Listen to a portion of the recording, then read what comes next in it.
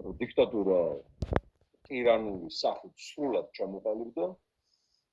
პრაქტიკულად მთავარი დიქტატორი არის პუტინი, მოსკოვის პირდაპირ მმართველობაზე ვართ და ისინი ამ მმართველობას ახორციელებენ თავისი კომენდანტურის, ანუ შტაბის მეშვეობით, რომლის სათავეშია ბიძინა ივანიშვილი.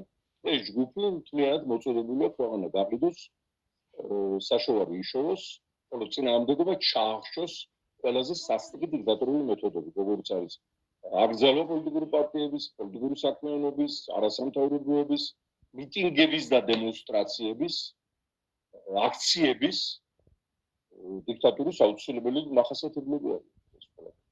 მიდანელი გზით, მაგრამ არის რომ დიქტატურის გზა არის ძალიან მოკლე და ძალიან ხიფათიანი და აი ეს ხიფათი ისე უცბად დაადგება თავზე, თვალის გახელას ვერ მოესწრება. ეს ყველა დაჭერილი და დაკავებული ახალგაზრდა თუ უპროსგაზრდა არიან ეროვნული გმირები. და მათი სახელები ოქროს ასოებით არის შესული უკვე ეხლავე უახლეს ისტორიაში.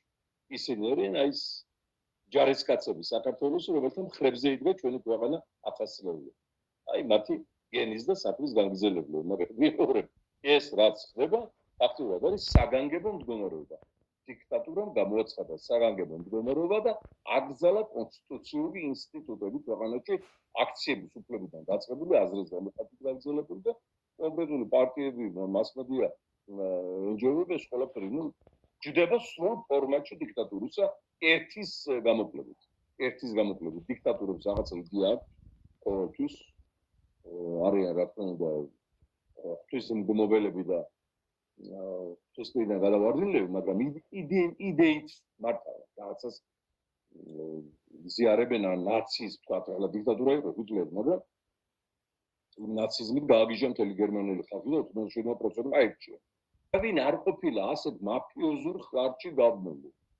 მაფიოზურ კრიმინალური დიქტატურა იდეისგან და პოლიტიკისგან გაცლილი. ამიტომ არ ვარჩენების დღე საბედისწერო რამეა.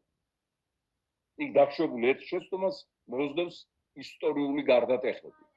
ან კატასტროფის კი ან პროგრესის.